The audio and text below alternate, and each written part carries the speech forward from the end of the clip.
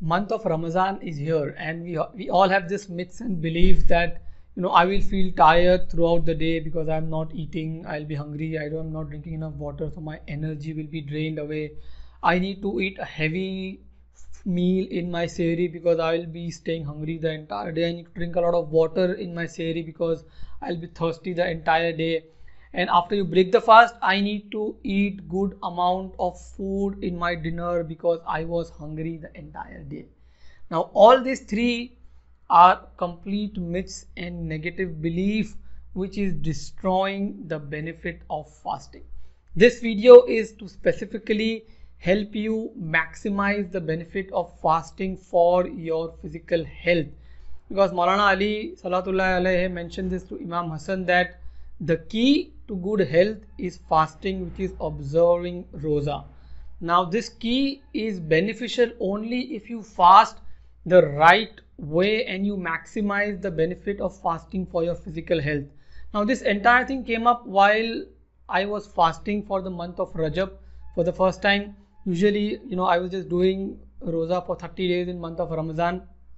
But this year I did the year of doing and starting the Rajab roza as well. A very interesting thing happened that when I started fasting for the Rajab, I was the only one who was fasting in my house, and whenever you go out and when you meet with people, nobody is actively staying away from the food. So I became more conscious and aware about what people are doing, what I am eating, how much food I am eating, what quantity I am eating, the way I used to break fast, and I used to only eat alone in the sehri in the morning. So that food and quantity was also controlled by me. And I realized that whatever we are doing since so long over the years is basically not helping the body, but it is harming the body. We are not fasting the right way.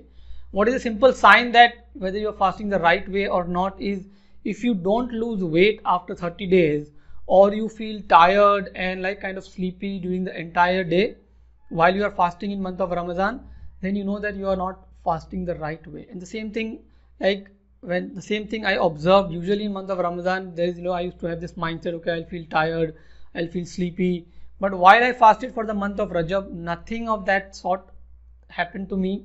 During the month of Rajab in Zikra Wa'az, there was this Bayan Mubarak which mentioned that Maulana Ali gave this key to Imam Hassan, that the key to good health is fasting and roza.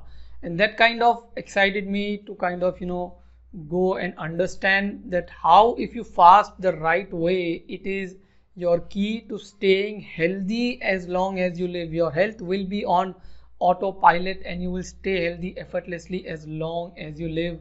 And if you do it the right way, you can fast as long as you live. So we'll understand the why, the how, and the what of fasting. So why is the fasting helping your body? What exactly happens in the body when you fast the right way? How do you maximize the benefit of fasting when you are fasting the right way? And then what are the do's and don'ts in terms of sehri, iftari, in terms of dinner, water intake, sleep? Where do you get the energy while you're fasting? Because food and water don't give you energy when you're fasting. So what are the sources of energy for the body and what happens to the body? Make sure that you utilize these action items and it helps you fast the right way. So let's understand the why. Exactly why fast the right way. What happens in the body when you are fasting the right way? The first is healing and detoxification happens. So whenever we are not eating food, when we are in a state of fasting, the enzymes and the energy which is utilized to digest the food is now being utilized to clean and repair your body. Any kind of damage in the body is being repaired by the enzymes, and your body can be renewed, it can be cleaned.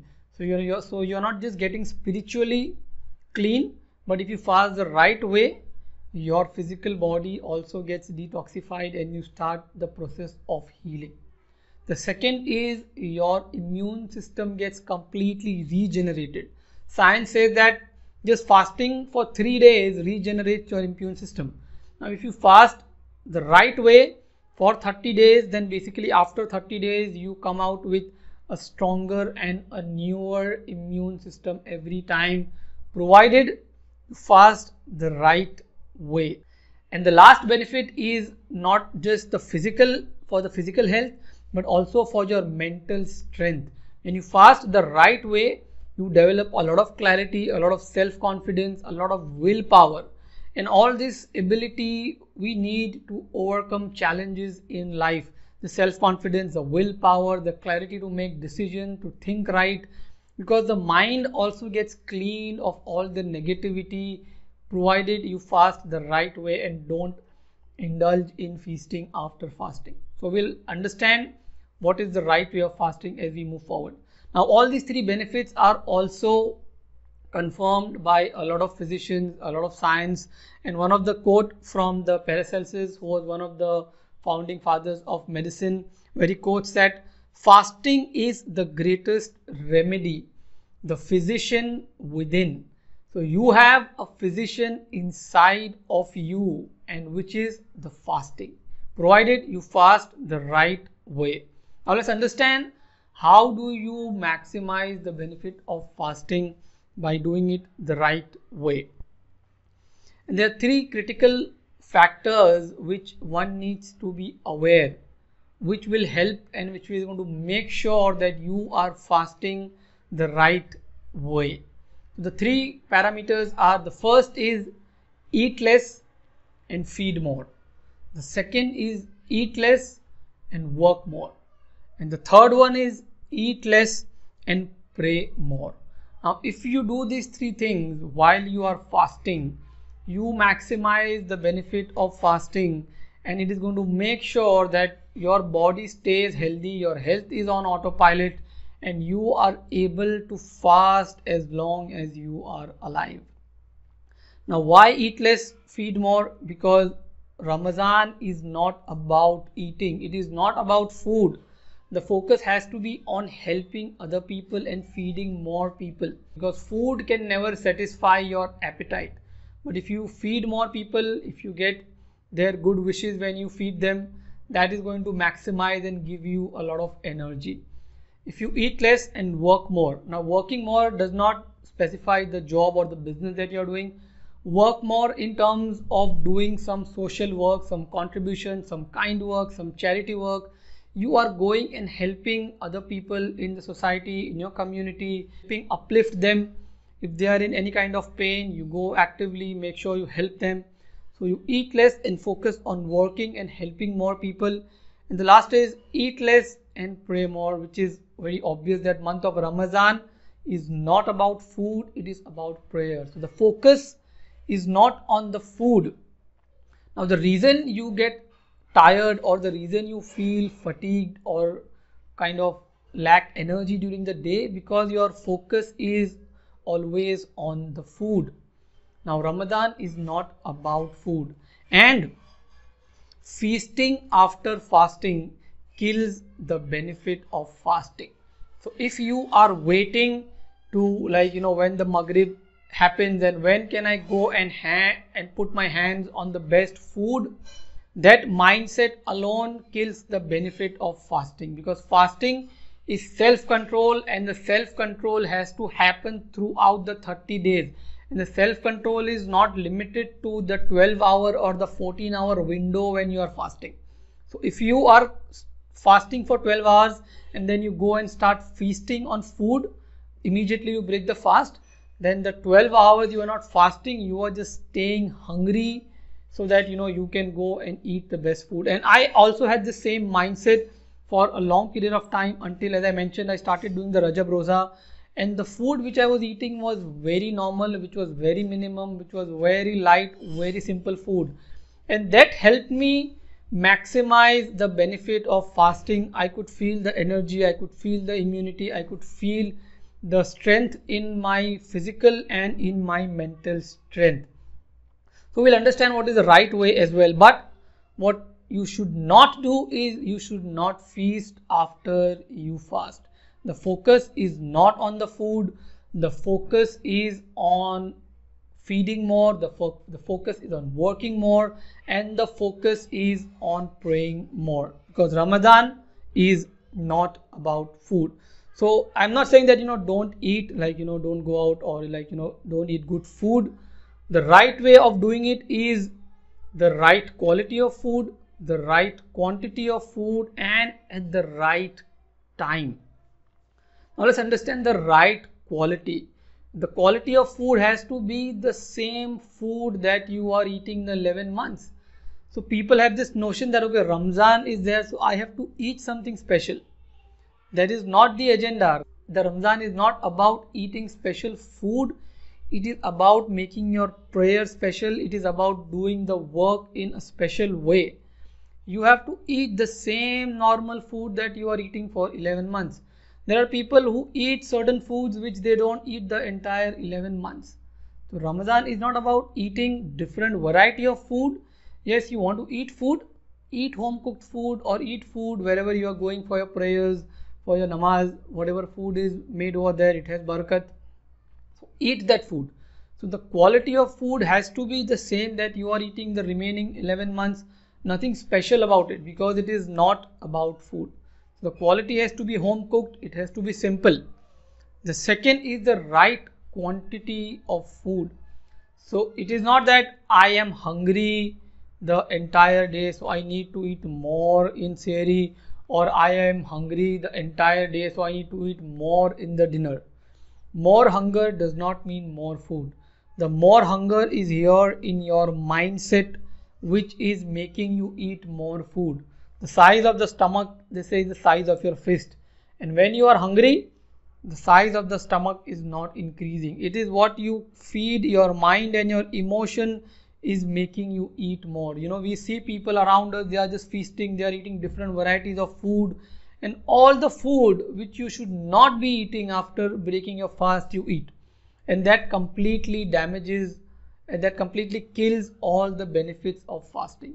So the quality of food has to be right and the quantity of the food has to be very minimum, very less, because detoxification is happening. And in the process of detoxification and cleaning, you again put the quality of food which is heavy, which is all processed, which is all unhealthy, loaded with sugar, loaded with unhealthy oils, it goes in your system.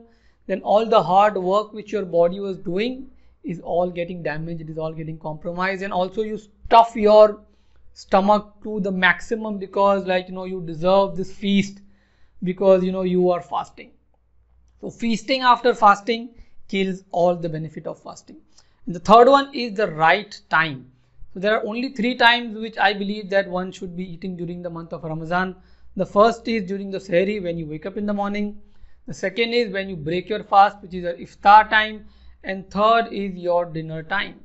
After your dinner is done, you don't have to keep eating till 1 am, 2 am, 12 am or till whatever time you are awake. Your body does not need more food. The time to eat food is over. What you need, in fact, is more amount of water. So make sure you are drinking adequate water when you are awake till late at night and when you are praying. Maybe a glass of milk would be good enough. We'll come to that in the do's and don'ts in the next part. But if you eat on odd times after your dinner, then again you are just putting additional quantity of food in your system. I've seen people who actually gain weight after Ramadan. So if you gain weight after Ramadan, then you have not fasted, you have done something else, and there is no benefit of fasting in your body. So you have to lose weight. That is to happen because if you eat less and if you do other things, you will automatically lose weight and you will not feel tired if you eat the right quality, the right quantity and at the right time, along with the right mindset that, oh, staying hungry is going to make me sick, or, you know, it's going to make me feel tired. So this is not the case. Why? Because there is this quote from Robin Sharma, who is one of the high performance expert. He says that if you want to get more done in life, eat less food. The celebrity coach, the person who has coached a lot of athletes, a lot of big people around the world, is saying that if you want to get more done in life, you have to eat less food. And the training of eating the less food happens in the month of Ramadan. The willpower to eat less food, the self-control to eat less food happens in Ramadan. And if you are not doing that, and if you are feasting after breaking the fast, then you are not eating less food. You are in fact eating more food, and in fact you are harming your body, and the fasting benefits are completely kind of nullified or it gets completely killed away. So as I mentioned, the myths and negative belief is, again, I just want to address it. The first one is I feel tired while fasting. So as I mentioned, that you don't feel tired when you are fasting. You feel tired because you think that I'm not eating food or I'm not drinking water, because we are used to do that for the 11 months. As I told you, when I did Rajab Roza, this was not there on my mind because I just thought I'll just do it. And once I started fasting, I never kind of felt any kind of energy drop or kind of, I was feeling weak the entire day. I was in fact more fresh. I was able to record more videos. I was able to in fact do more work. I got more clarity of my mind. I was able to come up with good concept to help more people with the message of health on autopilot. So fasting does not take the energy away from you. In fact, it is giving you the energy. So what gives you the energy, we'll also come to that. And the second is what we discussed is that I need more food, which I have already covered, that you don't need more food during Sehri or during your dinner time because the stomach is not increasing. So this is a myth which you have to let it go, because this quote from Plato sums the entire myth up, that I fast for greater physical and mental efficiency. Now efficiency is something which is doing more work with less wastage. You do the work effortlessly. So when you are fasting, as Plato is saying, that I fast for greater physical and mental efficiency. And that is when you fast the right way, you don't get drained of energy, but you get greater physical and mental energy provided you fast the right way. You focus on eating less, feeding more. You focus on eating less, doing more, working more. You focus on eating less and praying more. And then you are eating the right quality, the right quantity, and at the right time. So now let's understand what is the right quality, quantity, and the right time when we talk about what needs to be done, what are the action items in each area. The first one is to start off with the Sehri time in the morning. So Sehri does not have to be any special. It can be like your normal breakfast that you have, like home cooked food. So important thing to remember that it has to be home cooked and fresh. It should not come out from a packet. It should not be loaded with sugar. It should not be processed. Home cooked normal things like your egg, roti, paratha, curd, dry fruit, milk, whatever we have for the normal breakfast, just have that. And again, don't eat with the intention that I have to stay hungry, so I have to eat more, or I have to drink more water because I have to stay thirsty. Whatever you eat and whatever the water you drink will be eliminated from the body in 2 to 3 hours. So the food and water that you drink in the morning at 4 a.m. or 5 a.m. is not going to be giving you energy at 3 p.m. or 5 p.m. In fact, if you eat the wrong way, if you eat all the unhealthy food, your energy will be drained throughout the day. So just eat normal food.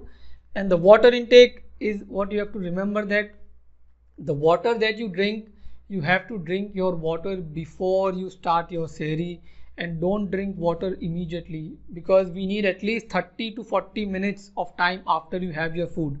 And normally people don't have that much time available after they complete their Sehri. So the best thing is to drink all the water before your Sehri, then you have your food, and then maybe 1 or 2 sips of water is good enough. Because if you drink the excess amount of water after you complete your meal, what happens is that excess amount of water hinders and damages the process of digestion. So you feel constipated, you feel bloated, and all problems start showing up later in the day. So that has to be kept in mind, that you need to drink water before eating food in the Sehri. The second is your iftar part, which is when you break the fast. So we break the fast with khakishfa. After that, it is very important that we taste salt. We also have salt, because salt will initiate the process of digestion in the mouth. It is going to activate the salivary amylase, which are the enzyme which helps in the process of digestion, which helps in breaking down of carbohydrates, which you will be having the next, which is the dates. So before you have your dates, make sure you taste salt, and then you have your dates, because salt will help initiate the process of digestion in the mouth. Now whatever you are eating, Make sure you chew it slowly, you eat it slowly, you don't rush it. Similarly, after that, when you drink water, you remember the 3 S's of drinking water, that you sit, you sip, and you drink it slowly. So sit, sip, and drink the water slowly, because the water must mix with the saliva in your mouth and then it should go inside your body. If you just drink it in too quickly, because I am too thirsty, I was thirsty the entire day, so I need to drink water fast. Drinking water fast will only damage your digestion. It is not going to give your body the benefit that it should get from drinking water. Then along with that, maybe you can have a glass of milk. It could be a milkshake, it could be a masala milk, or any other milk which you want, you can have. If you are able to drink milk, that is good. Otherwise, cha something is there, maybe a milkshake is there, maybe a fruit juice if you want. And then we have a culture like drinking tea. So if you are able to take the tea, have it. I would personally recommend that have tea after 5 to 10 minutes of breaking fast, and not immediately within 1 or 2 minutes. Allow your body to start the process of digestion, and avoid any kind of processed foods in your iftari. It should be whole, it should be fresh, which should be going in your body when you break your fast. And then make sure you are drinking adequate amount of water after you break your fast till the time you have your dinner, because water is something which helps in the process of detoxification and cleaning, and not the food. Now the dinner is very simple. It has to be whatever is cooked in your home or served in your markaz or masjid, wherever you're going for prayer namaz.